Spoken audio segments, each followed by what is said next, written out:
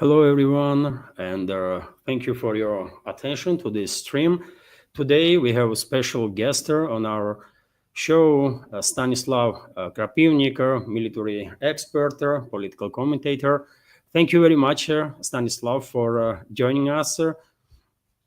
And without further delay, due to the fact that many commentators on alternative media or in MSM even, especially in the West, still are commenting and debating about recent Alaska summit, can I ask what is your assumption, how that summit went, and am I wrong if I will say that despite my initial skepticism, in my personal opinion, summit was at least a partial success on the way on the roadmap towards their peace. It seems like Russian side was quite effective uh, to persuade Donald Trump and his team that road, peace deal actually is a way to go instead of this 30-day ceasefire and all the other uh, demands that Europeans, for example, were coming up. What is your take on that? Well, if we judge the peace summit, if you want to call it that, the summit in Alaska on the basis of how well the summit itself went, well, Trump said 10 out of 10, and I think it went very well. What did it accomplish? In the short term, it accomplished that the Trump administration gave up on a pointless ceasefire that was never going to happen, and accepted Moscow's point that there has to be a negotiated peace.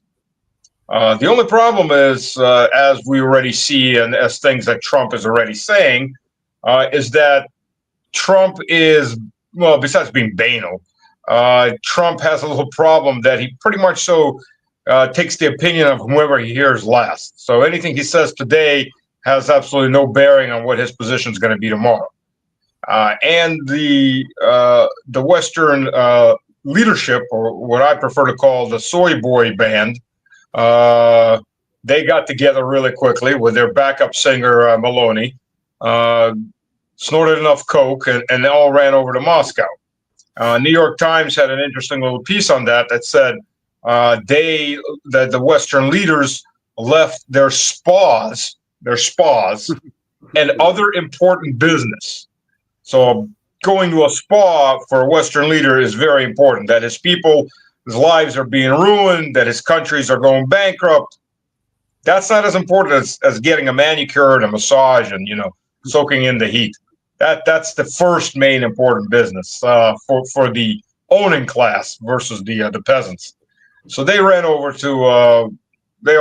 to Trump, and then Trump's now come out with such gems as when the non-NATO force will be in Ukraine, the U.S. will provide air support, air cover, close the skies. Yeah, that's not going to happen. So thank you for making sure this war is not going to end, or well, it will. It'll end with the total extermination of the Ukrainian army, or whatever elements decide to stay in the field till they're exterminated. And today he also came out with Yes. another gem that it's like a football team, but you see the Ukrainians weren't allowed to hit back, but now they're allowed to hit back. And this is as the Ukrainians are getting British Flamingo missiles that look a lot like the V2, an updated version of the V2. For those that don't know, the V2 was one of those German Wunderwaffen. Das Wunderwaffen that they were using to bomb London, so the British just copied the V2 and handed it over to the Ukrainians. It's a very long, slow missile. It does have a range of about 2,000 kilometers, but it's an extremely slow missile. So it's going to be interesting to see how well that gets knocked down. But the British are playing the same stupid game as the Germans, trying to say that it's all Ukrainian. They made it. The people that can't that gutted their industry totally, and I know that from firsthand experience with their industry, heavy industry. People that absolutely gutted their industry are now suddenly making high-tech equipment. Right. Even the tanks, the super tanks that they were making, they were usually making one or two and trying to sell that because they couldn't serial produce anything. So there's an American saying, "Play stupid games, win stupid prizes," and the West is playing very stupid games, and it's probably going to get very stupid prizes, like an Oreshnik upside the head, sooner than later. Yes, on that point exactly. As you highlighted, after Alaska summit, which was yet again, despite the debate, I'm on the same page with you. It was, I think, success. Russian side was successful, at least in my personal take. And but afterwards, European leaders went to White House, and as you said, it does depend. Seems like who is speaking to Trump last, because he might flip on his position like several times a day. Maybe I'm wrong, but that's how it seems like. And today's his statement, as you highlighted, about Kyiv regime have not have offensive opportunities or equipment. It was a lie, isn't it? It was factual lie, because NATO provided with the tanks, armored personnel carriers, you name it, tactical missiles, MLRS systems, and so on. Eventually, Washington even authorized transfer of F-16s, which is barely can be called defensive weapon system, isn't it? So, question that I have, because even during that summit in White House, Friedrich Merz, German Chancellor, went to once again peddle on the topic of ceasefire, and then afterwards, few hours later, Macron, President of France, went to say, hinted basically on the topic of deployment of troops from this so-called coalition of willing. What do you think? Is it really realistic that European states gonna go ahead with the deployment of their troops, even though Moscow was very clear since forever, basically, that any presence of NATO militaries under whatever pretext is totally unacceptable? And today, Foreign Minister of Russia, Sergei Lavrov, reiterated this very statement. So do you think they are stupid enough, if I may say, to actually go ahead with this provocation that may end, as you said, very badly with, you mentioned the Oreshnik. So, I mean, things may go really sour. What is your take? Do they really dare to do it? There's a concept called an echo chamber. That's when people of the same opinion get together and they say the same opinion back to each other. And because they're stupid enough that they think that because they're hearing the same opinion back all the time, that is a form of reality, or that the majority of the people hold that opinion, even though it can be a very small group with a very unpopular opinion. And that's what the majority of the European leaders are. Well, what should be noted, interestingly enough, because Merz is constantly now beating his chest about he's going to make the biggest army in Europe. That's how we're going to secure Europe. Well, the interesting thing is who wasn't at this meeting, or rather, the two people that weren't at this meeting. Karol Nawrocki, who's the new president of Poland, and Tusk. Well, which is amazing because Tusk is an absolute animal of the EU. He's their nastavnik. He's their placement in the Polish government, try to control the Polish government. But Karol didn't show up. And it's an interesting thing because this is a conservative, but this isn't a conservative person in the style of Duda. Duda was a fanatic who was more than happy if at the end half the Polish population was rotting in the ground if he got to build another Rzecz Pospolita, another Polish empire. Karol's looking at this a little bit differently. Of course, the Poles want Western Ukraine. That's beyond any doubt. They want it for free, and they don't want to have problems. So the more of those Ukrainian men in the Western Ukraine in particular that are dead or rotting on the Russian battlefield, the better it is for the Poles and the Hungarians and the Slovaks and the Romanians and the Moldovans and the Belarus while we're at it, because they all have claims on western portions of Western Ukraine. But Karol, when the Germans start building armies, even though Poland was Hitler's #1 ally in the 1930s, they just got bought out by the French and the British after they got their chunk of Czechoslovakia, and refused to give up Eastern Prussia that they grabbed illegally, the Danzig Corridor, otherwise known as the Danzig Corridor. The Poles suddenly became neutral. But it never really ends too well with the Poles when they get caught in the middle. And I think, they, as much of a pissing contest as they've had with us since 1012 AD, because that's the first European invasion of Rus, was in 1012 AD when Boleslav Hrabry, and the Prince of Krakow and his Holy Roman Empire allies, various German princes, invaded Kiev and Rus and took Kiev, where Vladimir Krasnosonce, Vladimir the Red Sun, who Christianized Russia, was holding court. And they weren't able to keep it. They were eventually driven out, but that was the beginning. And after that, we've had 1,000+ years of Western invasions. They just don't learn. No matter how many of them you bury, how many generations of Europeans you bury, they're like lemmings. Every couple of generations, I guess it gets too many, and they need to go die off somewhere. So they all rush, instead of jumping in the sea, they all jump into Russia, into the vast steppe in the south or the vast forest in the north, but their choice. But it's something that's been happening for 1,000 years. But the Poles, when they're not doing it themselves, they're the ones caught in the middle of all that, and they've chosen badly throughout history many times, and now that the Germans are planning on rearming into a combat-capable force, and let's not kid ourselves that they're not going to do it. They are doing it. They're sacrificing most of their other industry and the quality of life, which is actually something that feeds the military, because when you collapse a middle-class economy, the people wind up with one of 3 places to go work. They work in the army or the military. They work in the industries supporting the military, like mechanics or the cooks or whatever, or base maintenance. Or they go into the military-industrial complex. That's pretty much all that gets left for the majority of the people, and that's what you want in those if you want to go to war.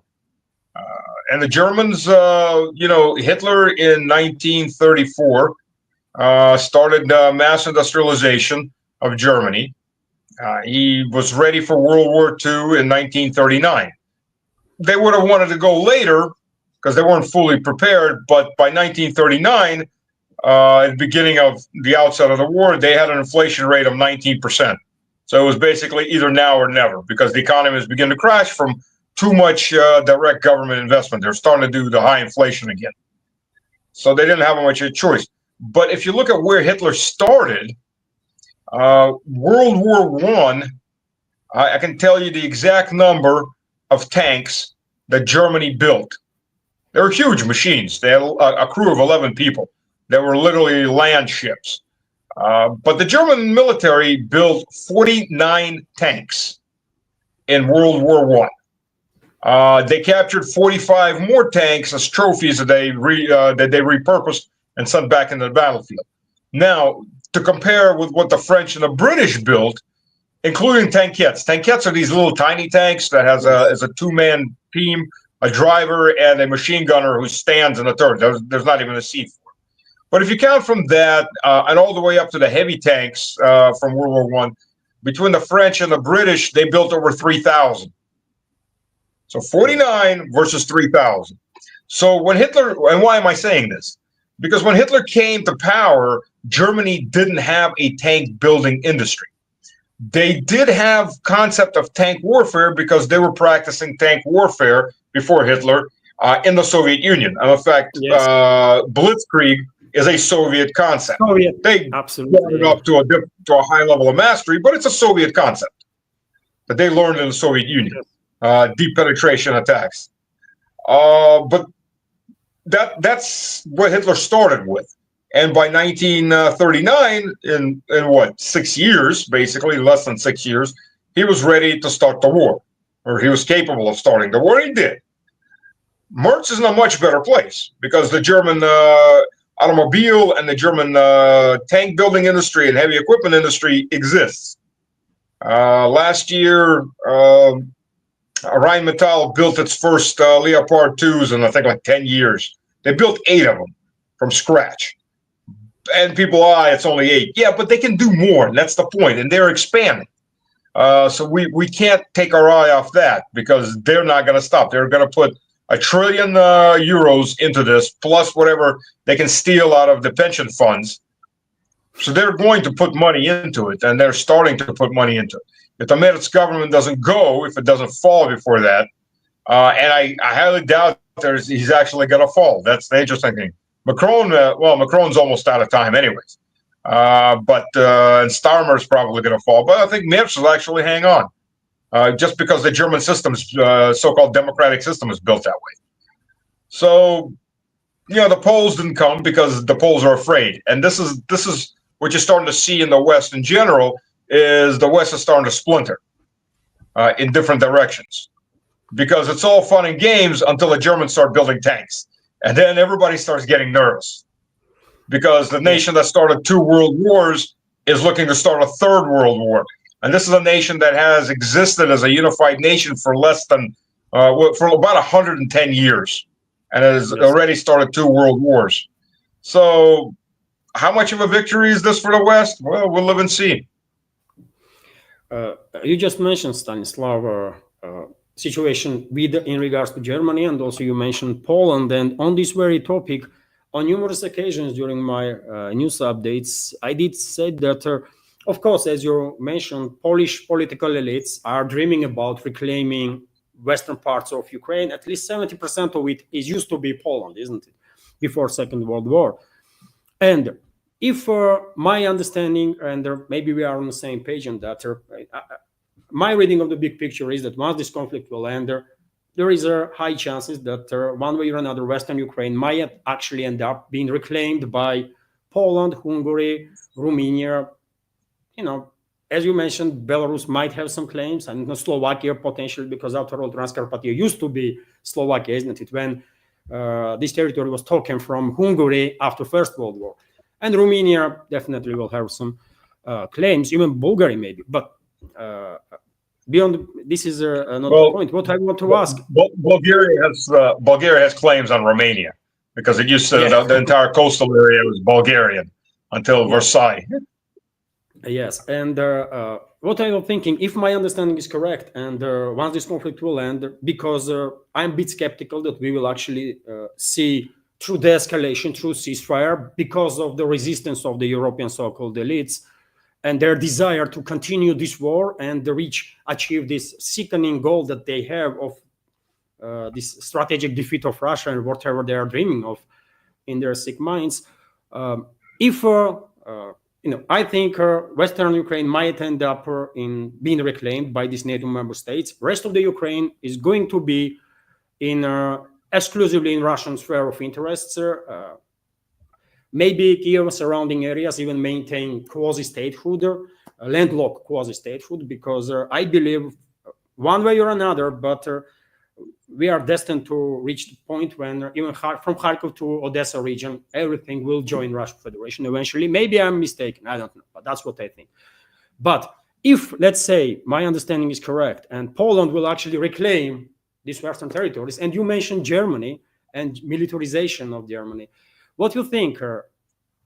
Is it realistic that Germany will make claim on their eastern land that was given to Poland as a compensation for these very territories that are now Western Ukraine?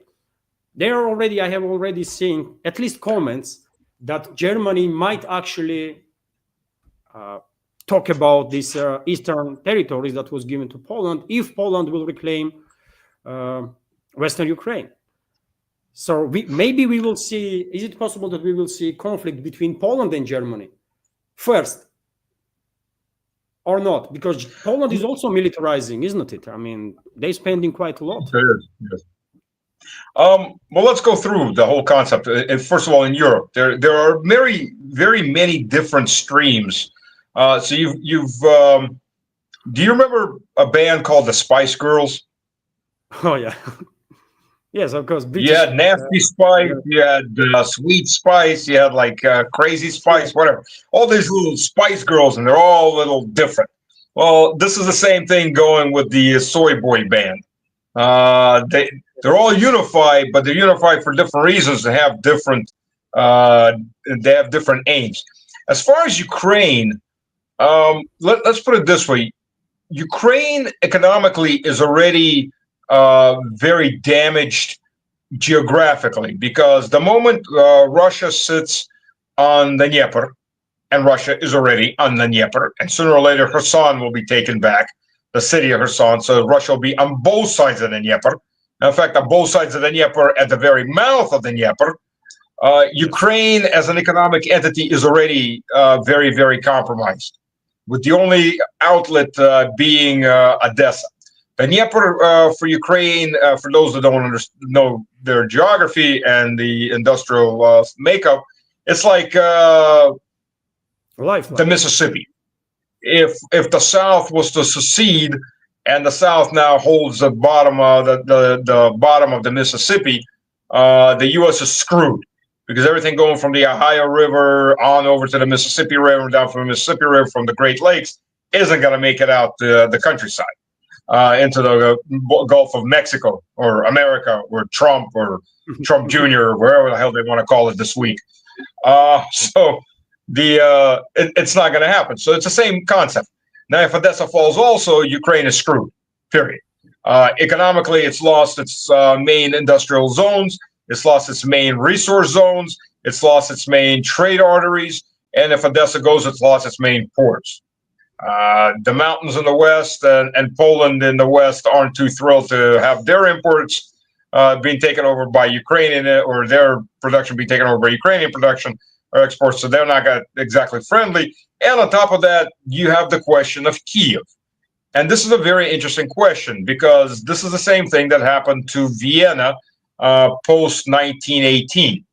You see, Vienna was an imperial capital of an empire, the Austro-Hungarian Empire. Before that was the Austrian Empire, before the Hungarians rebelled, and it became the Austro-Hungarian Empire. But either way, it was an imperial city, and it had the Habsburg Empire supporting this vast, very expensive imperial city. What happened after Versailles peace treaty was signed? This was about 1919, 1920, because it took a while to get the Versailles Treaty formed and signed. Is you had Austria, you had a separate Hungary, which had Budapest, which was was a secondary imperial but much smaller city than Vienna, and much less expensive. And then you had Austria, which was an agrarian country with a very large and expensive city that it could not afford. And what happens to Vienna when taxes go down, everything's collapsing, it starts rotting out, because again, it's too expensive and the country can't support it. By the way, the Germans in the Austrian Germans in 1918 wanted reunification with, well, it wasn't reunification, they wanted unification with Germany. So when Hitler went in with the German army in 1938, 39 into Austria, there was a reason nobody shot. They were thrilled. This is what they'd wanted since 1918, since the collapse of the Austro-Hungarian Empire. Of course, nobody was going to reward Germany by giving them more land by joining Austria to them. But that's a whole different issue. So what you're going to face in Ukraine is this rump Ukraine that's agrarian, with a very, very expensive city of 2.5 million people. They can't afford to keep up. So the Kiev lot, who are used to living, as they say, Russian, on a wide leg, they're used to partying and living very well, much higher than the rest of Ukraine can afford, or could ever afford, are suddenly going to be faced with the fact of economic reality. You're now the capital of a broke country that cannot afford you, cannot afford your city, cannot afford to repair you, just to maintain. So Kiev is going to have a choice. It's either going to be the big fish in a very small puddle, or it can join Russia and be the fourth largest city in Russia, be the medium-sized fish in a very large ocean. So that's something the people of Kiev are going to have to decide for themselves. It'll be an interesting thought experiment which way they go. Now for the rest of Europe, yes, Poland is arming. Poland wanted to be the #1 premier military force in Europe until the Germans said, well, no, we're going to be the #1 premier military force in Europe, which Assassin Lorraine is also a question that the French and the Germans have had for several times. And let's not forget the Franco-Prussian wars with the French and Napoleon III got his teeth handed to him squarely. In fact, was taken prisoner while we were at it. And the French Empire basically started going downhill fast after that, and the extended empire. It took World War II to really kill it off. But it didn't die, and that's the interesting thing. The French Empire never really died. It transformed. It's being killed right now. It's being killed by Russia. So France has a big axe to grind against Russia. And when I'm saying the French Empire never died, but the French got smart. They figured out that if they're in Africa in their colonies and the administration is done by white hands, the Africans are going to be much more appalled and much more revolutionary than if the administration is done by black hands. So what the French did was they raised a colonial elite who does not feel that they're part of those African nations in their heart, even though they make it look like it. Yeah, we're all the same people or whatever. No, they're not. And their money is in France. These are the people that were selling, turning around and selling uranium ore that goes for $250 raw, non-processed uranium ore that goes at $250 a ton, because 99.9% of what you're getting is just rock. It has to be processed out, a little bit of uranium that's in there, trace uranium. And they were getting it for $50. Or better yet, Mali. France doesn't have a gold mine in France, but it has a huge gold reserve. Mali has lots of gold mines, has zero gold reserves, or had zero gold reserves, while it was under French colonial rule with black hands.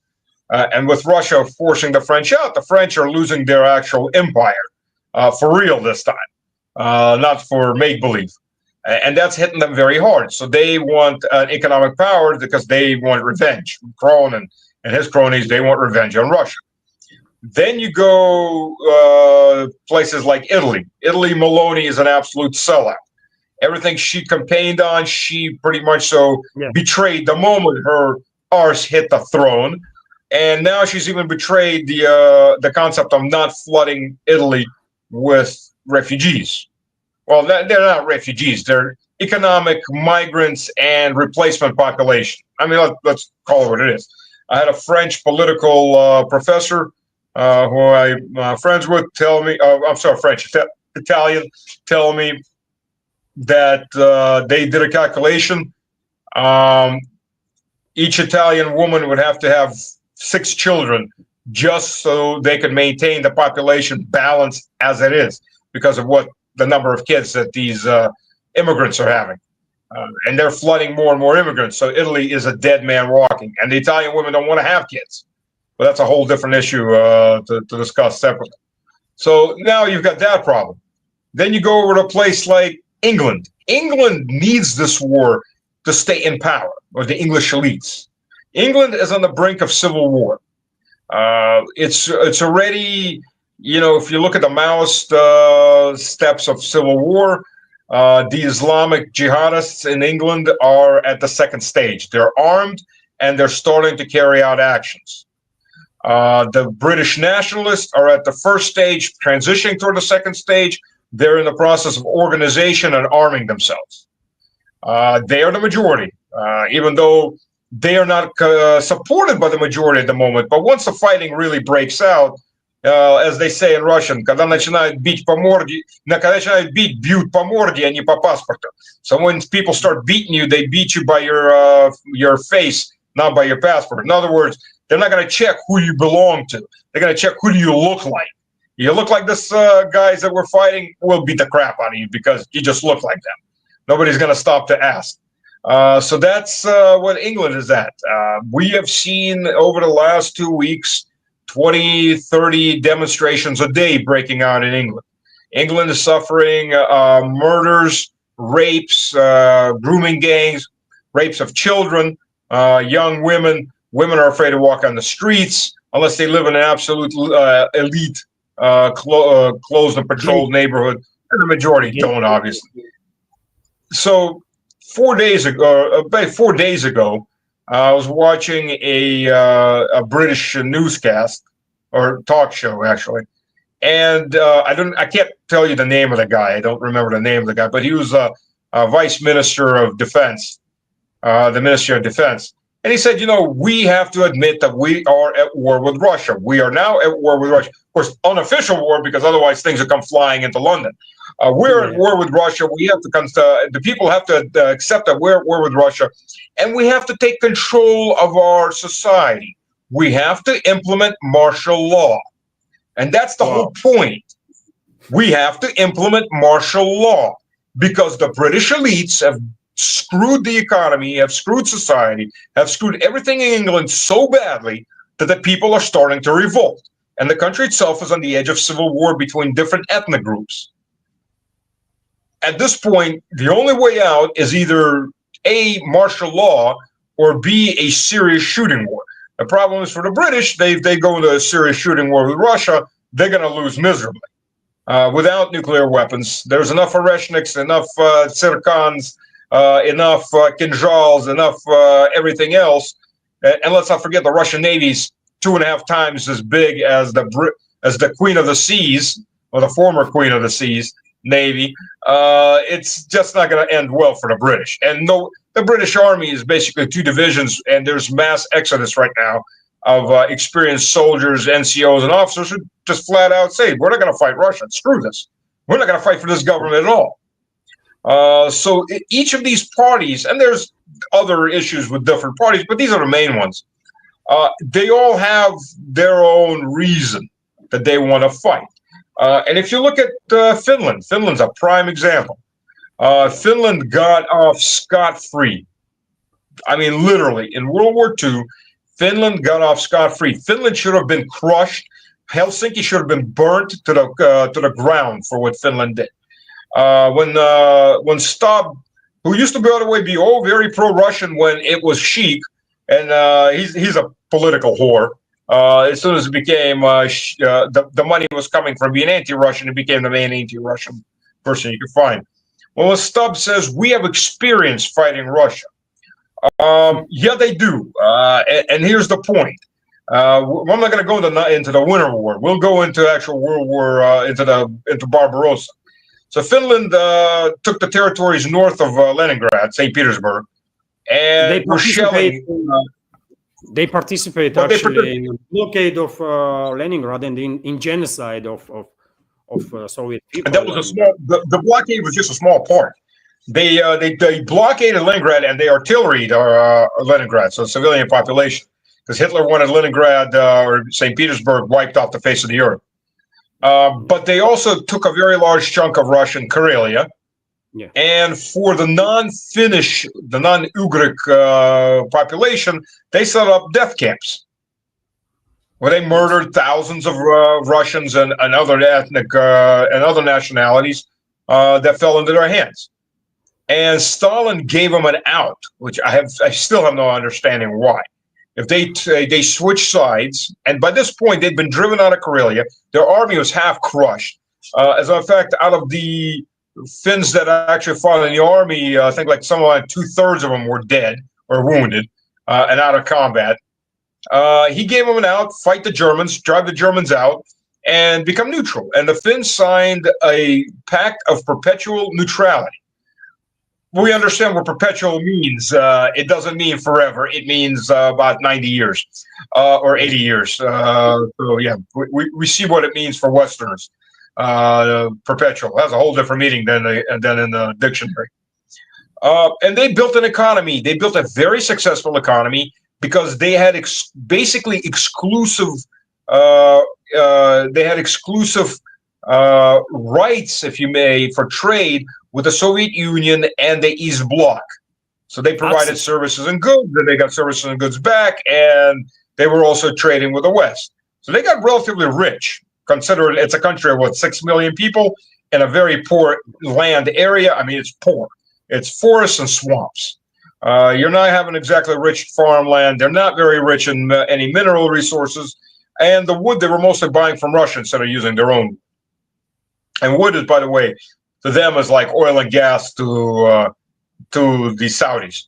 And this is a country which, by the way, has an income tax rate of 64%. Wow. Wow. I didn't know that. And it's crazy. Yeah. Oh, by the way, the rich only pay 62%. Even there, the rich get a break. Yeah. And a VAT, that's about 20%. So, you're basically working for the government. And they give you certain things back, like they'll give you your kids a laptop in kindergarten or first grade, and then another laptop in fourth grade. Yeah, you're giving away almost all your money, so they give you a little gift back here. Don't feel too bad about it. But then again, they don't have kids. If you've ever been to Helsinki, you'll see that half the kids running, or maybe not half, but about a third of the kids running around are from Africans and Turks and Arabs. And these people aren't assimilated. They don't look anything, they don't dress anything like the Finns. So, do the basic demographics, and another 10, 15, 20 years, and the Finns are a minority. Another 30, 40 years, and the Finns are a tiny minority. Yeah, that's how it works. The French are almost there anyways, because every second child born in France is not French right now. Speed that to the next generation, it'll be every fourth child born in France will be French instead of every second one. So, and that's how it works. So the Finnish have been pumped up with, we're going to have war with Russia and we'll conquer. If you look at some of these maps that they are putting out, the fantasy maps of the new Finnish empire, some of them go out just to Arkhangelsk. Others go all the way to Kamchatka. They're going to rule all 6 million of them are going to rule everything over there. They're delusional. They're absolute delusion. Their economy's in free fall. In 3 years, they're in their second recession, and this recession has been going on for about a year and a half, and it's not ending. The whole sectors are in absolute collapse. Their woodworking, which was, like I said, was like oil for the Saudis, is gone for the most part. Everything, the hospitality industry is gone. Their airliners, which is what Finnair was at one point the best airline in the EU, is dead. Nobody needs it because the number one made money by flying across Russia, into Russia, and across Russia. It's gone. It's all gone. But they're stupid enough that they want war. Okay, well, fine. You may get what you want. There won't be many of you left after that. But okay, people really want it. They get it. On that point, Stanislav, exactly. As you already highlighted, European states still leading economies and their lesser ones, they all are experiencing tremendous difficulties in economical terms, right? Leading economies, Germany, France, or UK, are either in a recession or on the brink of recession. And there are demographic issues. Social fabric is stretched beyond limits. They are experiencing quite hard times, and their situation is going to get worse, by all means.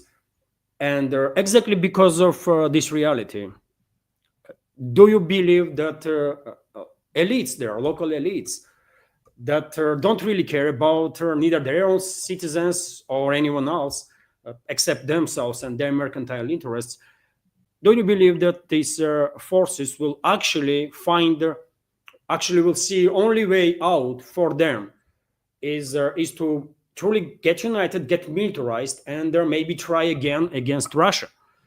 Is there possibility of that we might actually end up in several years? They are talking about war with Russia almost on daily basis, right? All their high-ranking officials, as if they are dreaming about it as their savior topic.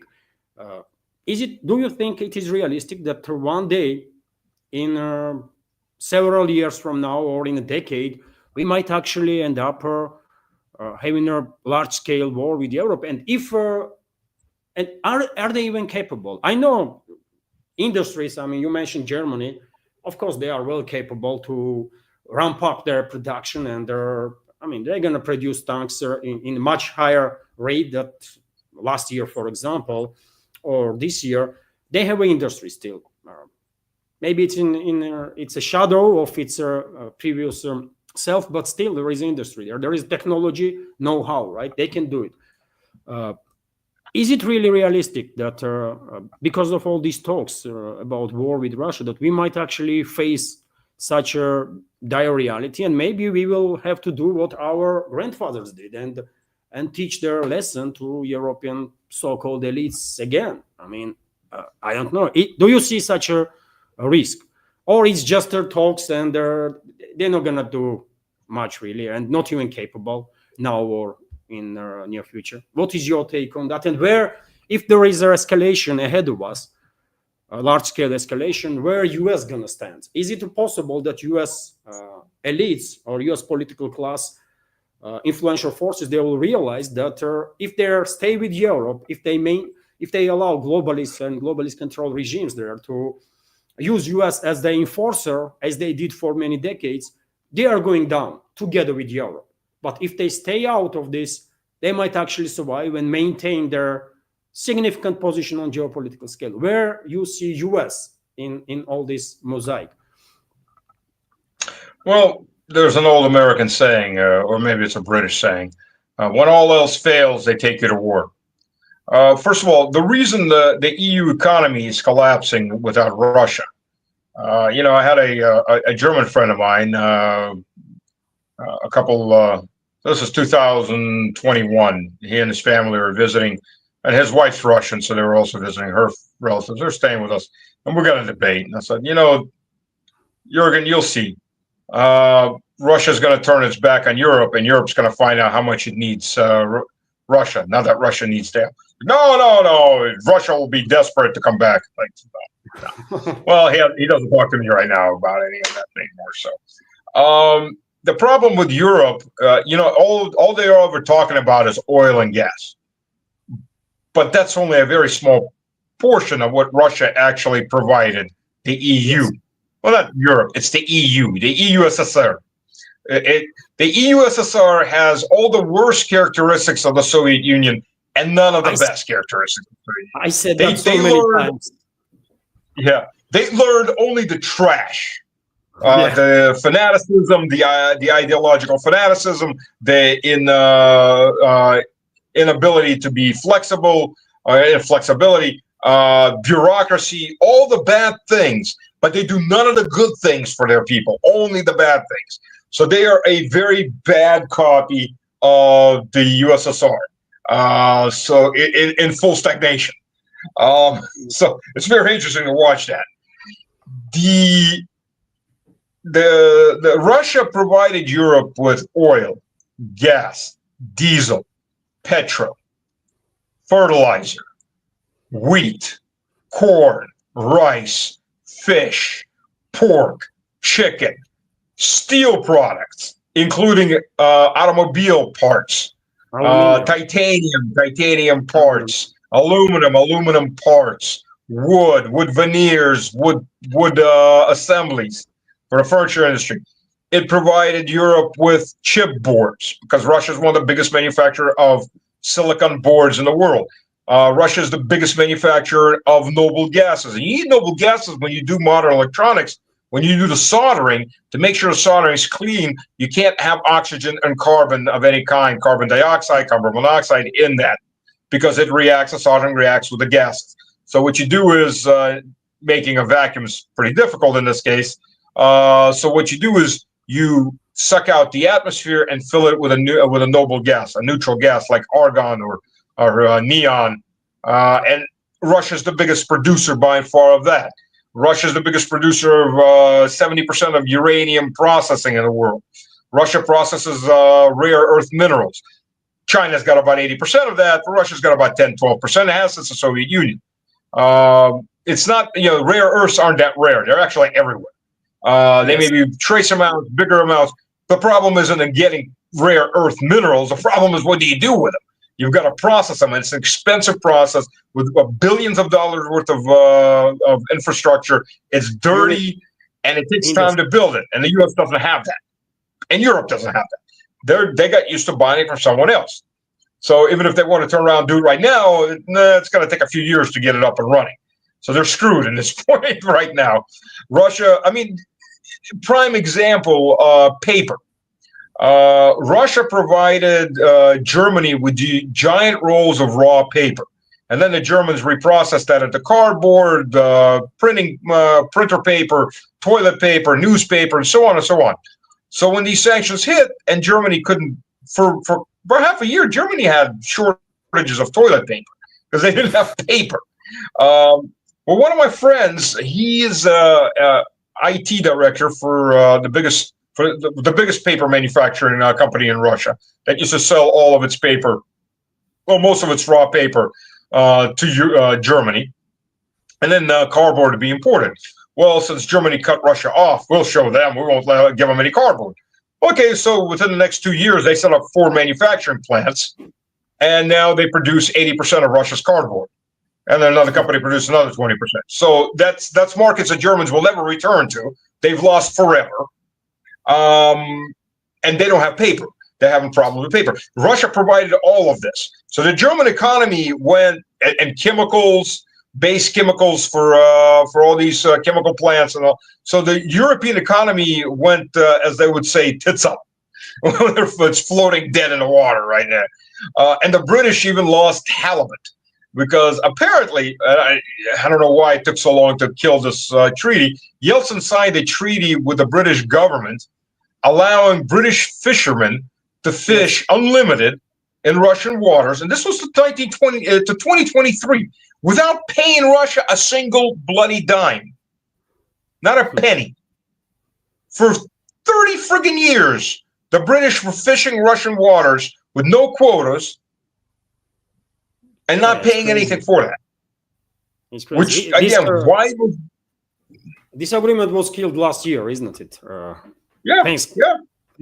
24, 23, but either way, 1 year plus or minus. It's like this, it was in power for 30 years, which is insane if you think about it. It's insane. Well, the British, shot themselves in the gut in this one, since they like fish and chips so much. It all got much more expensive, and it was already expensive. So that's one thing. As far as war, yes, they can, and I'll tell you simply why. There are 2,500 M1 tanks parked in parking lots in the U.S. under conservation. There are 2,500, plus or minus. There's 2,500 M1A1 tanks, the ones that I used to command, parked in the U.S. The U.S. military right now is using the M1A2 SEP-3 tanks. The tanks that were sent to Ukraine were upgraded M1s, the original M1s, because they took the 105 millimeter barrel from the Imperial Artillery Works in England, and they replaced it with the Rheinmetall 120 millimeter smooth rifle barrel, which is on the M1A1s and M1A2s. They did not, however, replace the steel armor with Chobane composite armor, which, by the way, America stole from the British. Chobane is the village that's near the military post where they came up with this armor. So anyway, so and I've been on one of these trophy tanks, climbed all over it, stuck my fingers in all the holes. It's steel. It's all steel. There's no composite armor. I know what the composite armor looks like, at least the way it sounds. You really don't know what's in it, because the moment any of those plates get damaged on any maneuvers, they get removed by military intelligence, and it's all under secret. Still is, even though it's 25 or 30 years of going. So that the U.S. is going to take the same role. Trump doesn't want this war to end. Not really. Well, maybe in some way he does, but really what he wants to do is make money off of it. And they're looking at any way to make money off of it, as opposed to Biden, who was just giving away equipment. And the U.S. has 5,000 tanks that they can happily supply the Europeans. You got to figure a tank division is about 200 tanks. So let's divide 5,000 by 200 to see how many tank divisions that is, plus or minus.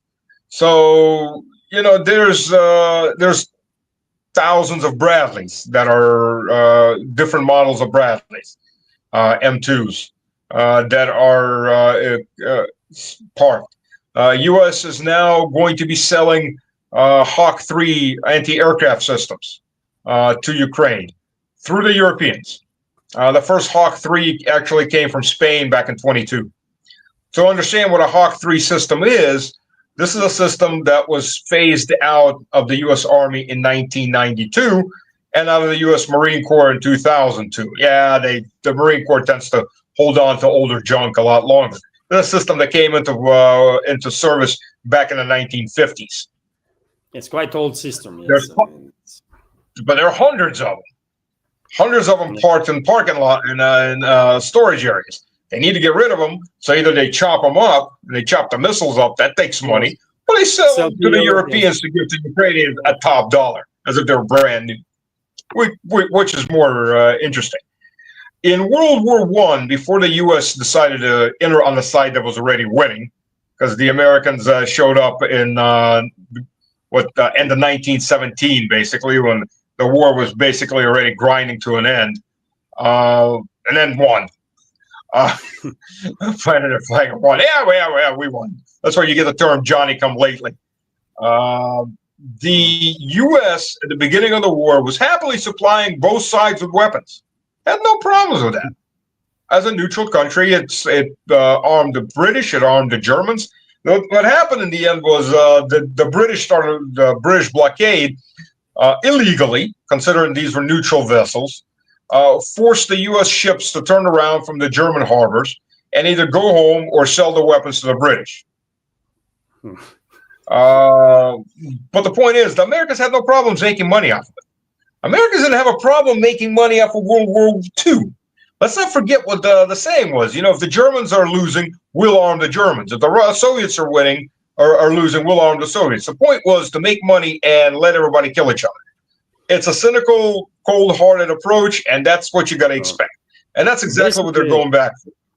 Basically, if we take a look at the history, the U.S. did become a major superpower after Second World War, exactly because of their policies that they were implementing, isn't it? They used their opportunity, and basically, U.S. is, historically speaking, U.S. did benefit tremendously from First World War and the Second World War, economically speaking. They did become superpower. I mean, it's just numbers. At the end of World War II, the U.S. was 50% of the world GDP. 50%. So it's about 16.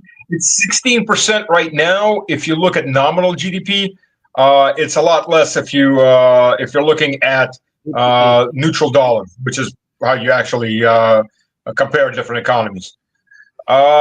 Additionally, look at what the U.S. elites did. Prescott Bush, Bush, the Shrub Jr.'s granddaddy, was money laundering for Hitler till 1943. Yeah, the U.S. was already at war with Hitler at that point. He's still money laundering for him.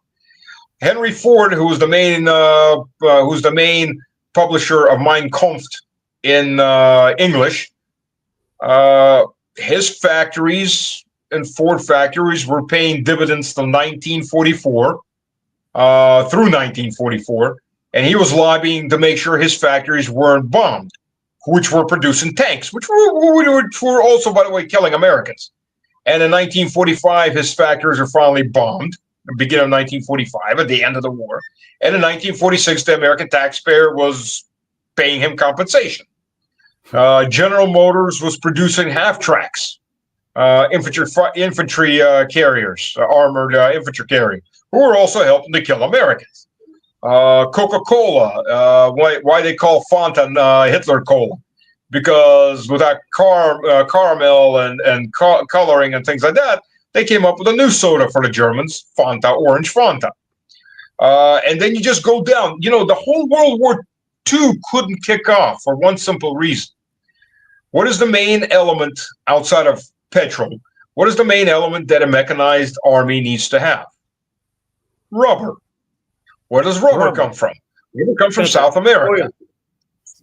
Well, oil is the number one, but rubber, without rubber, you don't have a mechanized army, period. That's it. You're back to horses and wagons. Rubber comes from, or at least at that point, came from South America.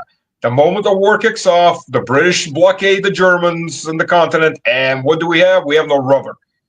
Don't worry, 1937 or 1938, Dow Chemical comes in, American company, and gifts Hitler their new formula that they just established, their new formula for synthetic rubber made out of oil. As long as you got Romanian oil, you've got rubber.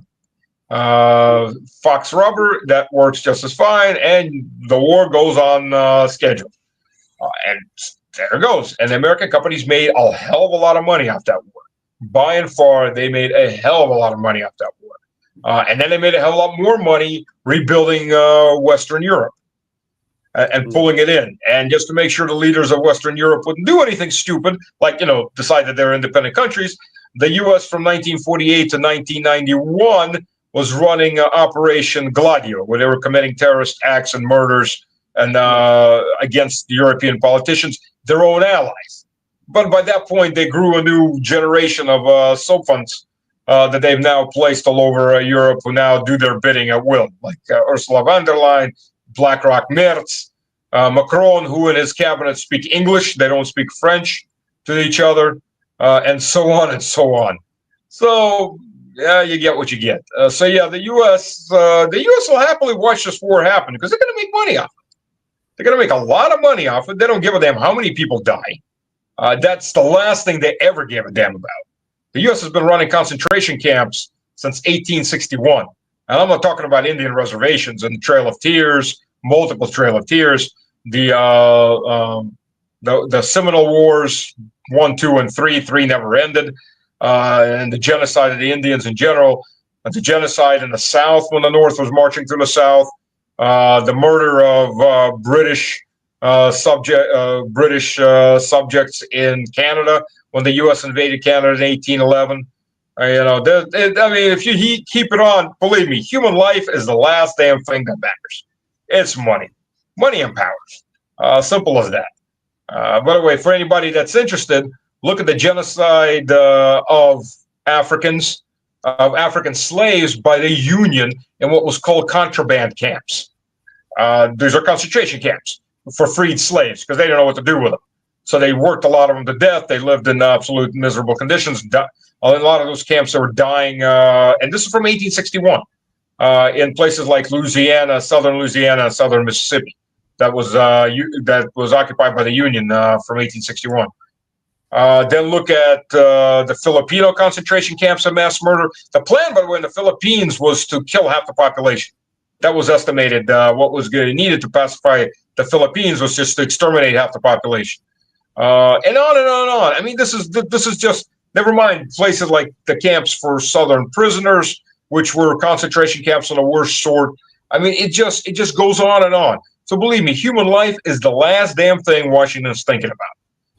If most Americans had any clue about their actual history, they don't. I went through an American school system. Believe me, they have no idea what the hell their history is. They get a whitewashed Disney version of the best moments. And that's it. Graded G, don't think too hard version of history. If they actually read the rest of the history, which requires independent reading, and the U.S. has a population that's 21% illiterate by U.S. statistics for 2024. That's people reading at 0 to 3rd grade level. And for those in the audience who don't know, 3rd grade American level is about the end of 1st grade level in Russia. And another 32% of the population that reads between 3rd and 6th grade. That's equivalent of about 2nd and maybe 4th grade in Russia. So effective total illiteracy is 21%, and partial literacy is another 32%. So half the population can barely read and write, if at all. So whatever Hollywood says, that's what they believe. That's what it comes down to. So yeah. By the way, in the 80s, it was like 1 or 2%. just as a comparison. Quite shocking numbers there. I was skeptical always about U.S. Educational system, but I did not know things were this bad that you just share. Oh, it is much worse than that. Sorry about that. It is much worse than that. The universities, my second degree while I was in the Army, I was still in the Army, I did a degree, engineering degree in computer science. And just out of curiosity, and NC State University is one of the leading, it's a agricultural engineering university. Has a population like 40,000. It's a very, very good university. But just out of curiosity, I started counting demographics in my classes. 1/3 were Chinese, fresh off the boat. 1/4 were Indians, mostly fresh off the boat. And the remaining 1/8, if you take away the Europeans and Latin Americans, there weren't too many Americans left. Most of them, when they finished the high schools by the late 90s, when they were finishing high schools, they couldn't get into the technical universities. Not any good ones, because unless they went for private schools, the public school system was already falling apart. And that was 20 plus years ago, almost 30 years ago. So yeah, it's in a very bad shape. Don't even look at the technological catastrophes. You remember East Palestine, Ohio, the American Chernobyl? I lived in that village for about a year when we first moved to America. That place, first of all the industry left out of there. First, a lot of the industry moved to the south, and then they moved overseas after 1991, 1992. And the U.S. government helped move the companies out of America and put Americans out of business. That's the interesting part, because they were run by oligarchs, and the oligarchs wanted to move to where the cheaper labor was, not where to support their own country. They just want to support the market by making more money off of it. But if you look at trail derailments in 2022, 2023, partial to full trail derailments in the U.S. in 2023 was over 1,000. It's shocking. I mean, almost every other day you had news about derailment. I was thinking, what the hell is going on there? I mean, it's just not normal. It's easy. Go to YouTube and punch in Railroad, Ohio, and watch those trains. You'd think it's some abandoned colony in either Latin America somewhere or in Africa that Europeans built and left, and that nobody's touched that rail. The train is doing this. It's going 5 kilometers an hour. I mean, the rails are just, I don't know how it stays on the rails. It's horrible to look. I mean, I guess the kickbacks off of rebuilding rail are a hell of a lot lower than waging war somewhere in somebody else's country. So nobody fixes these rails. These are like 100-year-old rails. They're falling apart. So the trains go off all the time. And they blow up, and they contaminate rivers and all, because the infrastructure in America is collapsing. I mean, it's 3 years ago, there was a close down on a major bridge that I don't remember if it's a rail bridge or a car bridge over the Ohio River. And they found tracks in that bridge that were this wide apart. They said, we don't know how the bridge didn't collapse already. So everything was closed. The problem is when they closed that bridge, because it could collapse, to repair it, it was closed for about a year, they closed all the shipping. And so that whole branch of the Ohio River just stopped going to the Mississippi, and from the Mississippi going up. That's it. When Hurricane Helene came through and closed the main interstate from North Carolina to Tennessee, there are only 3 roads across the Appalachian Mountains. North Carolina, in Georgia, going around the south end of the mountains, and you got to go up through West Virginia up there, north. So there's 3 roads. You close one of those, and you're collapsing your transport network. It happens constantly. The whole country's at that level. And nevertheless, U.S. elites get engaged in this proxy war that West is waging against Russia, and already spent, according to Trump, 300+ billion. I don't know what exact number is, but seems like you are quite skeptical in regards to reaching sustainable peace anytime soon. Am I wrong on that? I am a bit skeptical also, because I don't see. I just don't believe that Western elites are really want peace, and therefore I think eventually Russia will have no option but to continue and reach all the goals of special military operation, and then basically to resolve this crisis on the battlefield. Am I wrong on that, or what is your take? No. The thing is, with the Europeans, this war is not going to be in a decade. This war is going to be in 2-3 years at the max. And when the Europeans, to understand the Western approach, when they say, oh, they're going to attack us in 2028, the underlying statement is we'll attack them first in 2027. Yeah. Which, by the way, even Hitler, because he was a chancellor in a republic, he's a dictator chancellor, but he was a chancellor. So in 1941, he went to the Reichstag and got permission to wage war on the Soviet Union. And the excuse was the typical European excuse: they're going to invade us, so we have to invade them first. Yeah, that's the rhetoric that we are hearing regularly. Exactly. Russia gonna attack us. When you're living here in Russia, I live here in Russia, and I don't know literally anybody who even thinks about attacking anyone and any country. All people want is to just be left alone. I mean, but yet again, you're not gonna persuade in that Western public majority of it, because they've been propagandized, isn't it? And probably many of them truly believe that we are here dreaming about attacking these countries left and right, which is crazy to think about. But that's what it is. They've been propagandized for the last 400 years. If you look at some of the older propaganda in the newspapers and everything from the 1800s, from the 1700s, it's no different. Just the costumes are different. It's still the same thing toward us for 300 years. So Russia hate is constant there. I mean, they just built that way since for the last couple of centuries. Absolutely. So America will supply the weapons. The Europeans will supply the meat. As far as Ukraine, my honest point is give war a chance. And what I mean by that is we have to crush the Ukrainian army. That's the only path to peace. Because look, 1918, when the Germans surrendered, there wasn't a single Western Allied soldier on German territory. Not a single one put a single boot on German territory. So the foundation that drove the Nazis to power, the National Socialist Workers' Party, they're not right wing. They're basically socialism. Fascism is basically socialism for the big industry. Big industry is in bed with big government. But they're not right wing. Right wing, actually, the officers, Hitler's biggest supporters were former communists that converted to Nazis.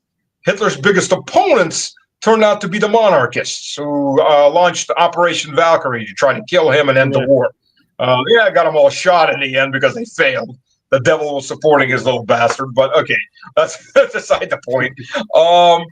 But if you look at the way all of this is going, I mean, we're heading right to say. By the way, what did Hitler create? Hitler wasn't creating a European empire. The Kaiserreich was Wilhelm II, Wilhelm I and Wilhelm II. That was the Kaiserreich. Hitler was creating the new European order. And if anybody studies the new European order and the European Union is the new European order 2.0, where all the civilized nations of Europe will be in one big alliance with Germany as the #1 economy, with a European army, which was the SS, by the way, because the SS wasn't just German, it was everybody. There was even a division of SS, a Russian division of SS. It never got bigger than one brigade, but there was. So if you look at it, so there. And the thing that drove Hitler to power was the myth, the myth of that Germany was never defeated. Because Not a single boot was ever planted on German soil. 1945, there was no illusion that Germany wasn't defeated. While the Red Army was storming, Berlin, the last big German army was burning to death in the woods south of Berlin, where they were bottlenecked in, and the Red Air Force was dropping incendiaries on them and just burning tens of thousands of them to death. That was it.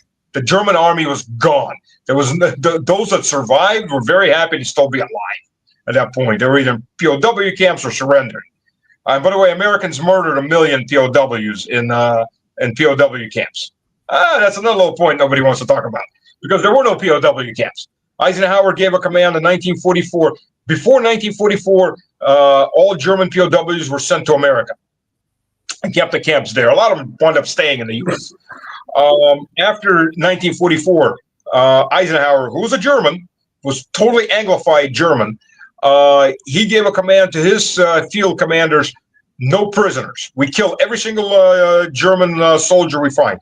His field commanders ignored him, and they took prisoners. And most what was left on the Western Front were young boys and old men, because anybody actually capable of fighting was sent to the Eastern Front. What was left of the Eastern Front.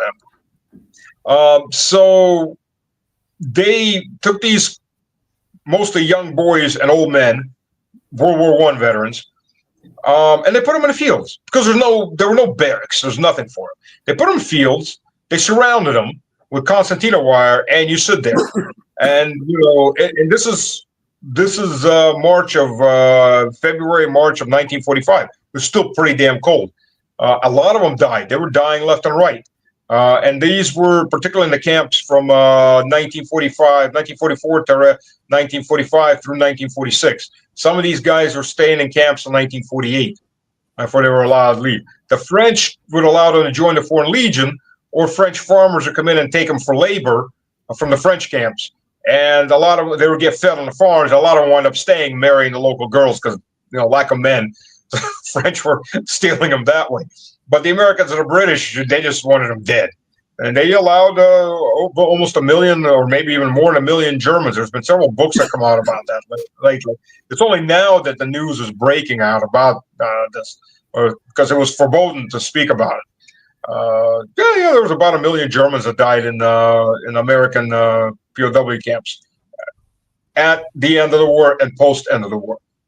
So, and the point is in this: if we don't crush the Ukrainians, if we do a land exchange of some kind, get Kherson, the rest of Kherson, and get the rest of Zaporizhia back for portions of Kharkov or Dnipropetrovsk, Sumy, the myth that we could have won is going to stay in Ukraine. And that is going to be a full guarantee of another war, and a war pretty soon.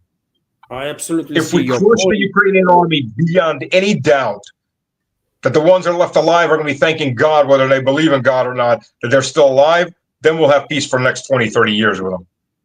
Maybe longer. I see your point, Stanislav, absolutely. And I think our armies are actually on this path exactly to eliminate, demilitarize basically quite effectively this Western-backed terrorist regime of Zelensky now. But who knows who's going to be in charge there, like in weeks' time, months' time, maybe Zaluzhny, maybe someone else. But nevertheless, as you know, a couple of days ago, Killnet hacker group managed to, earlier than that, I guess, but only 2 days ago, this information became available that this hacker group managed to hack a database of general staff of Kiev regime's armed forces, and they're based on information that they already shared with media. We learned that since the beginning of special military operation, Kiev regime's forces lost killed and missing 1.7 million military personnel. This is clearly demilitarization. I have to say, and I think you will agree with me, this is great tragedy for Russian world, I will say, because I was from the beginning saying that this conflict that was provoked by the West clearly has elements of civil war in it. Even Putin has said somewhat similar, and none of us are happy about this war. Let's be real. It's a pain for all of us, right? But nevertheless, as you said,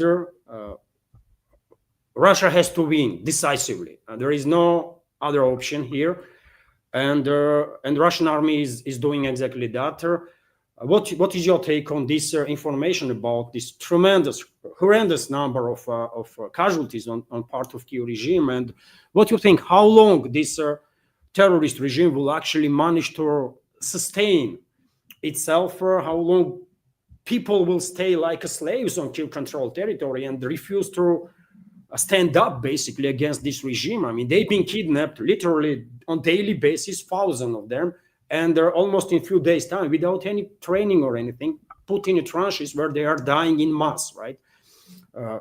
How long this is going to continue? What is your take on that? I mean, you know, I've seen, I'm actually, the figures are lower than I was thinking. I've seen figures anywhere from 1.5 to 2.5 million. Let's figure somewhere closer to 2.1. So 1.7 is actually quite a bit lower than what I thought were the casualty rates. The second thing you got to remember is, well, a lot of Ukrainian soldiers don't get wounded, don't get off the battlefield. They either get left behind when they're doing these counterattacks, or they get they have to pay. Actually, there's been a lot of instances where they actually have to pay to be taken off the battlefield. They're taken to a hospital. Yeah. So their survival rate is pretty shitty as it is, because normally you'll have 3 to 8 wounded for every dead, depending on the battlefield. The Russian casualties, you're looking at about 4 to 5 wounded for every soldier killed. I'm not going to say any exact numbers, but it's well under 200,000. So you're looking at about 7. Oh, you're looking at about almost 9 to 1 kill ratios. And most of the Russian soldiers are wounded, are evacuated out. Not everybody can, because sometimes, you know, if the body or the person is laying in a area that's covered by heavy fire, sending in living people to take out a dead body is pointless. You're just going to wind up with more dead bodies. You'll get them later when the front moves. If he's dead, you're not going to help him anyways at this point. You know, the best you can do is bury him, return him to his family. That can be done later. Not worth risking lives. But the Ukrainians, you know, one of the things the Ukrainians are doing, and I've been to the front lines quite a few times. And you know, I'll tell you, one of the things that the Ukrainians were doing in Zaporozhye, particularly when they're doing these meat storms, once they never, you know, when they say, oh, the NATO strategy of attack. Well, first of all, there was really not a NATO. All countries learn from each other. The breaching operation that was planned out for them in concept is not a bad operation. The problem is they lacked A, training, B, artillery, enough artillery to be able to suppress our artillery, C, aviation, or at least anti-aircraft systems capable of suppressing our aviation. And since they lacked all that, it was a guarantee they were going to fail. Because it was just a guarantee that it was going to fail. And you can see some of the ways they were failing under fire.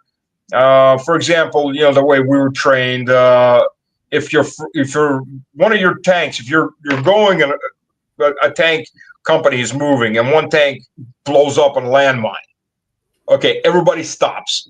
Everybody backs up. Approximately where you think the landmine field starts, the blown up tank is there. So you know at least the path up to him is safe. Next tank turns the turret around, so the tube is in the back. The cannon is in the back. Actually, it's not a cannon; it's a gun, because everything is naval terms.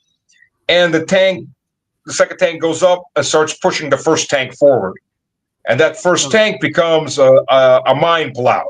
It just keeps blowing up anything that's ahead of it, and then you've got a path out.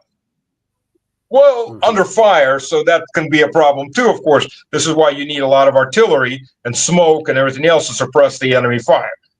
That's how you get through minefields in an active combat area. What did I see with the Ukrainians? They're driving along. There was a great video of this. Driving along, one vehicle blows up. They panic, they fan out, they all start running, trying to get across this minefield. One blows up, another one blows up, and eventually the whole company blows up. You just look at this like, I mean, it's obvious panic. They're not prepared. They're not combat ready. And the first vehicle blows up, instead of doing what they're supposed to be doing, they all just panic and go in every direction. They all blow up. So it's like, wow. There's your lesson learned. Why not to do the stupid things that they're doing? And they did these stupid things all the time because they're not ready. They're simply not ready. So, that the whole thing is we have to finish this war. We have to finish this war. Objectionably, we have to destroy the Ukrainian army beyond any shadow of a doubt.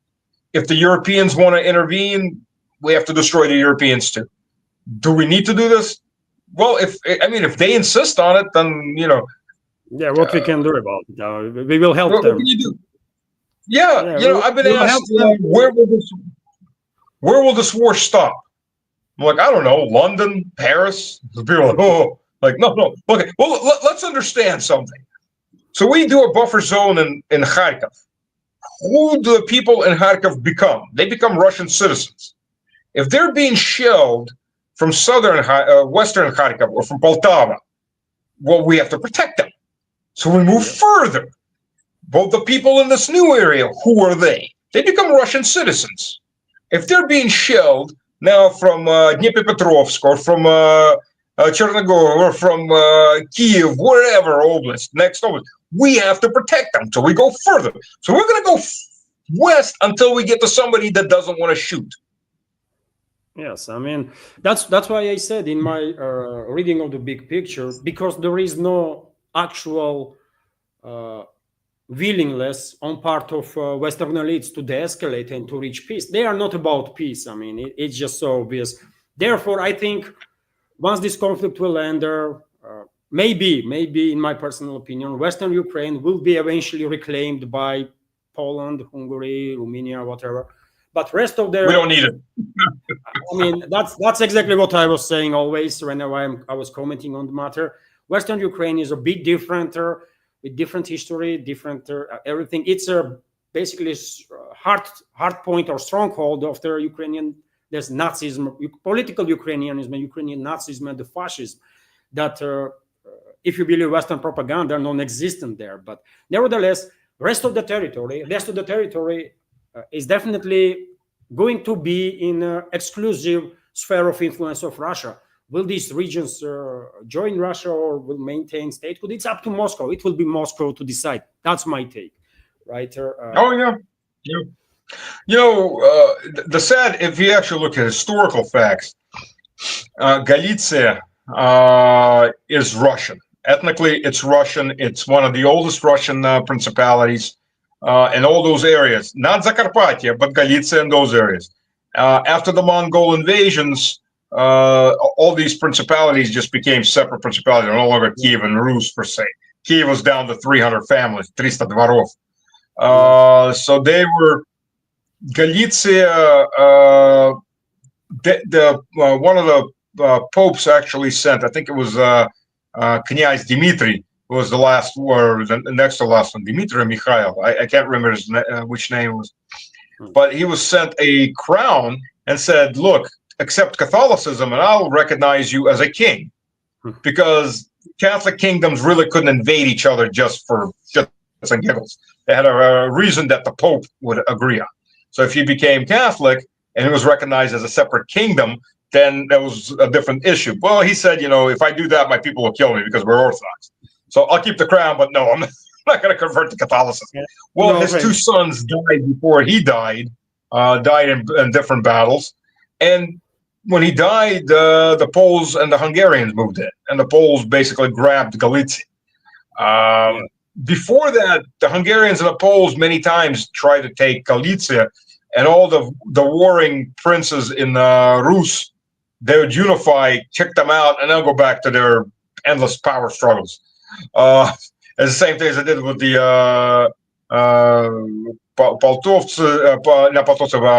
Polovtsi and the various other tribes that were coming in from the west. They'd unify when they needed to, and then they'd go back to raiding each other and trying to get to the throne first. Yeah.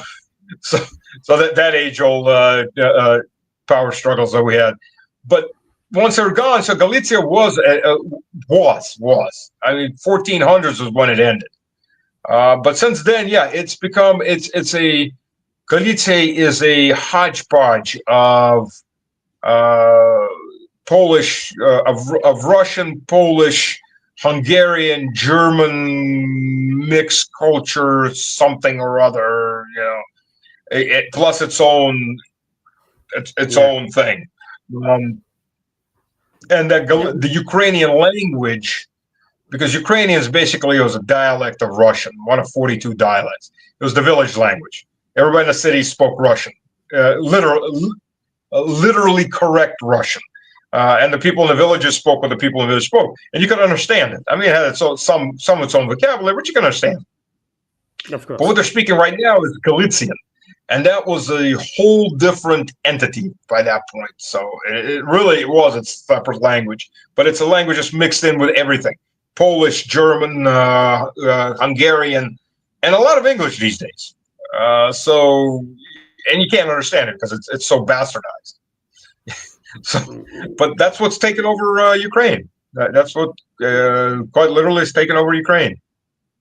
And it's already a 1.5 hour stream. I'm truly grateful for this fascinating conversation, very informative. But I do have one more question, Stanislav. As you pointed out, Russia just has to achieve, victory. That's it. Russia is winning this fight and will win this fight. There can be no doubts about it, right? Although if collective West will continue to pour in more money, more weapons, they can actually sacrifice literally everybody on Kiev controlled territory. They just don't care. And if necessary, they will sacrifice even citizens of EU member states. They don't care about them either, right? So what do you think? Will it be, there is, because there are speculations constantly on internet at least, that there might be necessity to do mobilization. I always say on this topic that, well, every single month, tens of thousands of people are signing up to join army. But nevertheless, it is possible that we might face at one point situation when mobilization actually will be needed because of necessity of achieving crushing defeat of enemy.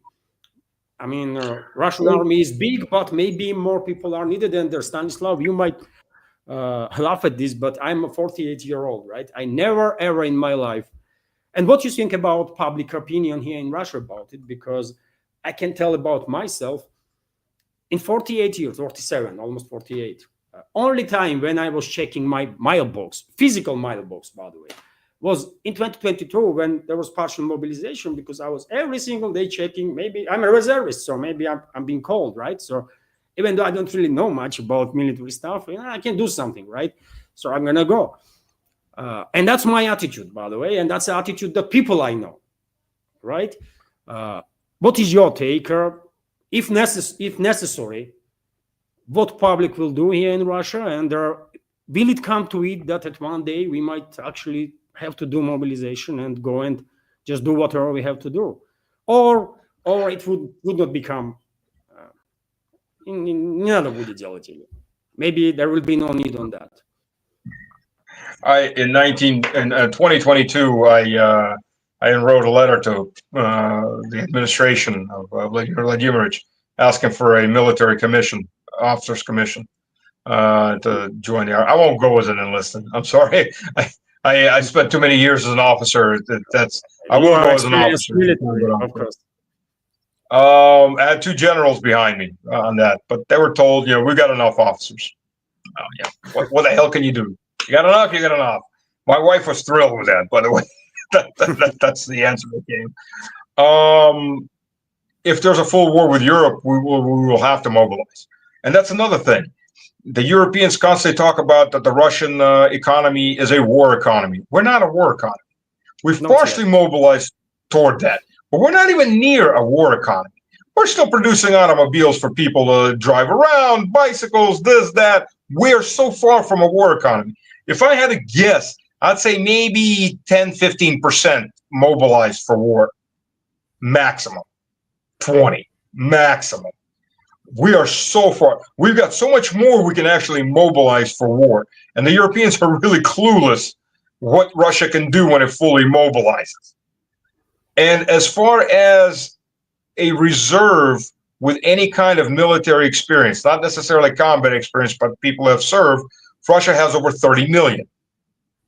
Yeah, that's quite and by the way, main point is I think how you say duch in English, spirit. Yeah. Main point is the spirit. I mean, people that I know, even though none of us want war, but if we have to do it, we have to do it. That's the life, right? And we have to do what.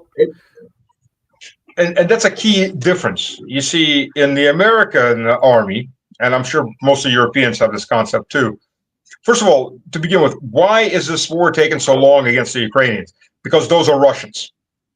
We're fighting ourselves. Yes. True, they may not. They want to recognize they're Russians, or they've been bred. That concepts were bred out of their heads, even though they are still ethnically and psychologically Russians. And we're fighting ourselves, and we're just too damn stubborn. And both sides are stubborn. There was even a video that came out of a group of Ukrainian soldiers in a forested area. They were surrounded. The Russian side was telling them surrender, and they were yelling back, "We're Russians. We don't surrender." And they died. That's right. They fought to the last. But if they recognize they're Russians and they're fighting Russians, what the fuck are you fighting for? That's the idiotic moment. But when the Europeans come in, they don't have the intestinal fortitude for what's going to happen to them, especially against a very, very competent and very experienced Russian army that's out for blood. Because the vast majority of Russians now understand that this is not just an existential threat to the country, but to the lives of their women and their children. And they will fight. This is, to most Russians, this is beginning to take the characteristics of 1941, the survival of the race. So this is on a whole plus. Unlike 1941, there's another aspect that was missing in 1941. It was even missing in 1914. This is now also a religious war. Yes, that's because the West is ruled by Satanists. And we see that Satanism on what they've done. We see that Satanism at play. And this is something that's, by the way, united both Russian Orthodox, Catholics in Russia, Muslims in Russia, Buddhists in Russia, is that they now see that they're fighting absolute evil. And this has now taken a religious war tone. So this is just a whole different level. It's not just survival of the body, it's now survival of the soul and our children's soul. So if they don't understand what happens when Russia really mobilizes, they'll have an army. Russia can field a lot more soldiers than it can close. I mean, if we go that far, they're looking at they don't understand that when those factories, just for the listeners who are Western, in 1941, when the factories were evacuated behind the Ural Mountains, and they went to work, there were no walls in those factories. There was no roof in that factory. There was a foundation, electric wires, and equipment. And 12-year-old kids, 14-year-old kids spent 12-hour days manufacturing artillery shells, bullets, tanks, artillery pieces. Women, children, and everybody else went to fight. And we were outproducing the Germans just ourselves. We were outproducing the Germans 2.5 times. And that's fun. And it wasn't the Germans. It was the entire European continent outside of the British, really. Yes, that's because everybody was feeding their war machine. Yes, absolutely. Every third German tank came out of Czechoslovakia. Yes, many people don't know, but Czechoslovakia was actually one of the main manufacturing areas of the Germany, especially when it comes to armored vehicles, of course. And interestingly enough, in occupied Czech, because Slovakia was a separate vassal state, but in occupied Czech, when they went and did their shifts, Not a single instance, as far as I know, maybe I'm wrong, but not a single instance of sabotage. Yeah, that's also quite telling. That's also quite So telling. it's, if we go to a full war, we'll have to mobilize. We'll have to fully mobilize. Europe decides that wants a big fight, it will get a big fight. We don't have to go nuclear to wipe Europe out. You know, there was, I don't know the name of the book. I was reading a review of this book that came out in 1920, no, 1918, 1919, somewhere like that. So the Russian Civil War was still going on, somewhere 1919, 1920. And it was a book foretelling the future. Now, technologically, they were limited. They didn't really jump very far from what they had in 1920. But apparently, Europe was unified in this unity of atheists. And they foretold that Russia won the Tsar won the Civil War, and the Tsar was over Russia, this Christian country. The Americans were run by Mormons, backing the European atheists. And the European atheists decided they were going to bring enlightenment to Russia. And so they invaded the Russian Empire. And this is supposed to be in the 1950s or something like that, far enough out. But the Russians just wouldn't give up. And they stopped this whole European continent attacking them. They stopped them, they crushed them, and they started rolling them back. And in the end of the book, as I said, all these leadership of the atheists, they were all crowded in England because the rest of the continent's fallen. And the Russian army starts landing in England. And the people have been told these are religious fanatics that are going to sacrifice you on altars and eat you.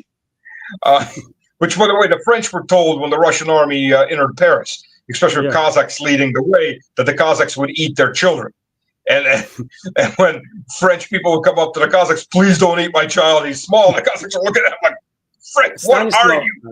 Stanislav, I'm afraid many citizens of France have no idea that Russian troops actually marched through Paris. And not just through Paris, but that's a whole different story, though. Yeah. So this book ends, from what the review I was reading, I wish I could find the name of this book. I'd love to find it. It was a very small print of this book, but it ends with the Russian army landing in England, crushing the atheists, this atheist union. The Americans, by the way, were sending a huge fleet, but the Americans have a revolution, and the Mormons are destroyed, and the fleet turns around and goes home. To hell with Europe.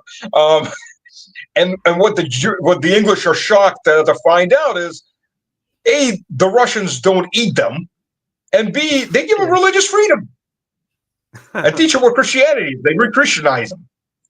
Yeah, that's maybe that book and that story that you are talking about will one way or another, not necessarily in terms of military stuff, but will become true, because I believe many Westerners, Stanislav, maybe you agree with me or not, but I believe many Westerners see Russia as the last stronghold of Christianity, of traditional religions, traditionalism, conservatism, normality, basically. And there are many people in the Western countries. I have lived in England for a couple of years. My experience is not that big in this regard, but from what I understand from members of our community that are commenting constantly, many people in the West are striving for normality. Они соскучились по нормальности, как это сказать? Вот. No, they're pining for normality. Yes, that's what it is, and Russia might actually give them that. You know, in 2000. 2001, so before 9/11, I got a chance to go as part of a exchange program. I got a chance to go to the German infantry school. We spent about a month there. So there was a major, I was the captain, we had a lieutenant, and a bunch of sergeants and some privates first class. And I speak German. I'm a quarter German. My grandfather was German. And finished the war on the Second Belarusian Front. So he was born in the Kaiserreich, in the Eastern Kaiserreich, which became Western Poland. and then wound up joining the Polish horse cavalry when he lost everything he had on cards. He was a surgeon, and he spent a year in a POW camp in the Urals and joined the Red Army, and finished as a major and a surgeon on the Second Belarusian Front. So, which, by the way, you know, and this is an ethnic German.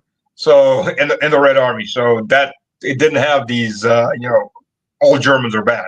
That wasn't even quite a story to tell. Yeah, really. As a fact, you know, the one of the major heads of the Crimean partisan movement against German occupation was a German. He died fighting the Nazis. So there's a big element of that. But anyway, so I speak German. I speak a lot better German after about 2 liters of beer, or maybe 3 liters of beer. And underneath every barracks was a Kneipe, a bar. And I would sit there with the Germans drinking and talking. But, you know, I knew, you know, sooner or later they're going to figure out I'm not an American, I'm a Russian. And it's like, I wonder what the reaction is going to be of these guys that were supporting us and going through a training with us. And they had this staff sergeant who was a German ultra-nationalist. Maybe not an ultra-nationalist, but a very strong nationalist. And this is 2001. Do you know what his reaction was when he found out I was Russian? I don't know, but Bratan! Oh, seriously? Bratan! And I'll tell you why. Because the German nationalists despise the EU. And I've seen that in France. I've seen that in Italy when I worked in Italy. On and off, I was working for an Italian company. The Italian nationalists, they all despise the EU. And this is 2001. They were looking at Russia as an example because it was a sovereign state. 2001, Russia's barely getting back on its feet. Putin just came into power. They're closing down the Second Chechen War. Russia is economically devastated. But they were looking at Russia as an example of sovereignty. And they despised Brussels. And at that point, I knew there was going to be a war with the EU. Because the EU cannot swallow Russia. They can't accept Russia as part of the EU because Russia would own the EU at that point. With 140 million people, that's 150 million and growing, and an economy rebounding, Russia would own the EU. So there's no way in hell they're going to have Russia in the EU. It'd be the big bear with a cage full of hamsters. Yeah. Doesn't work. But at the same time, the EU can't survive with Russia next door, because as long as Russia is next door, Russia is the example and the epitome that all the nationalists and every one of these EU pseudo-states, because I can't call them countries anymore, when 90% of their laws come from Brussels, not internally, are going to aspire to. So Russia has to be destroyed. So this conflict was inevitable just from a Brussels standpoint of view. Now we've come to that 20-something years later, and we're there. Yeah. Unfortunately, this is where we are, and yet again, you just reinforce my point that Russia is actually seeing by many Westerners. It was a case at the times that you just remember, and I believe it is the case now that Russia is seen by many as a last stronghold of traditionalism, Christianity, normality, for God's sake, and yes, you are absolutely correct. Brussels, these unelected bureaucrats in Europe, they cannot live with that, because they will always have a fear, isn't it, that people gonna rebel because people will want that. You know, either they're gonna migrate to Russia to live normal, or they will demand the same in their countries, and that's something that they cannot have. Those bureaucrats, isn't it, and the so-called elites there. So, and for those who are thinking about migrating to Russia, better hurry. Right now, they're laughing at people who are migrating to Russia because they have to ridicule them. But once the flow starts going fast enough, especially brain start leaving, it's not going to be ridicule anymore. It's going to go from, oh, they're idiots, or they're going to be used, to, oh, they're traitors, to, oh, we're going to close the whole gates down, and that's it. Because that's how all these tyrant governments always work. They all follow basically the same script. Stanislav, I have said so many times in my live streams, in my news updates, that this is just inevitable. If we are observing now a river of migration, maybe a small river of migration from the Western countries to Russia, and it is noticeable already, right? Well, it's gonna go tsunami. I believe it's gonna go tsunami at one point because yet again, Russia is the last stronghold for normality. That's how it is. It is. So It is. thank you very much, Stanislav, for this fascinating, extremely informative, interesting conversation. Truly grateful for that. Many thanks to all the members of our community who watched this interview and will watch tomorrow, day after. I hope we will have opportunity to have a conversation in near future again. I'm quite sure community gonna be absolutely happy with this conversation. So thank you very much for joining. And dear friends, I will say goodbye to you. Have a wonderful day. Thank you for watching, and bye for now. See you tomorrow.